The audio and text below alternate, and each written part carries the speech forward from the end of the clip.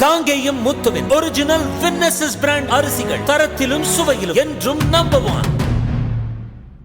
கரும்பு விவசாயி சின்னத்தை பெற நாம் தமிழர் கட்சியினர் சட்ட போராட்டம் நடத்தி வருகின்றனர். சின்னம் கோரி அக்கட்சி தொடுத்த மனு மீது தலைமை தேர்தல் ஆணையம் பதிலளிக்க உச்சநீதிமன்றம் உத்தரவிட்டுள்ளது. நாம் தமிழர் கட்சி அங்கீகரிக்கப்படாத கட்சி என்பதாலும் தேர்தல் சின்னத்தை மிக தாமதமாக கோரியதாலும் கரும்பு விவசாயி சின்னத்தை கர்நாடகாவைச் சேர்ந்த கட்சிக்கு இந்திய தலைமை தேர்தல் ஆணையம் வழங்கியிருந்தது. இதற்கு எதிராக டெல்லி உயர்நீதிமன்றத்தில் நாம் தமிழர் கட்சி சார்பாக தாக்கல் செய்யப்பட்ட மனு தள்ளுபடி செய்யப்பட்டது. இதனை எதிர்த்து உச்சநீதிமன்றத்தில் மேல்முறையீடு செய்த நாம் தமிழர் கட்சி முதலில் வரும் கட்சிக்கு முன்னுரிமை அடிப்படையில் சின்னம் என்ற விதி சட்டவிரோதம் என குற்றம் சாட்டியிருந்தது.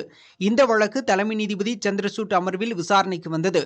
அப்போது இந்திய தலைமை தேர்தல் ஆணையம் மற்றும் தற்போது இந்த சின்னத்தை பெற்றுள்ள கட்சி ஆகியவை பதிலளிக்க வேண்டும் என நோட்டீஸ் பிறப்பித்து வழக்கின் விசாரணை ஹோலி விடுமுறைக்கு பிறகு வரும் திங்கட்கிழமை எடுத்துக் கொள்ளப்படும் என அறிவித்து வழக்கினை தலைமை நீதிபதி ஒத்திவைத்தார். காங்கேயம் முத்துவின் ஒரிஜினல் வின்னசஸ் பிராண்ட் அரிசிகள் தரத்திலும் சுவையிலும் என்றும் நம்பர் 1.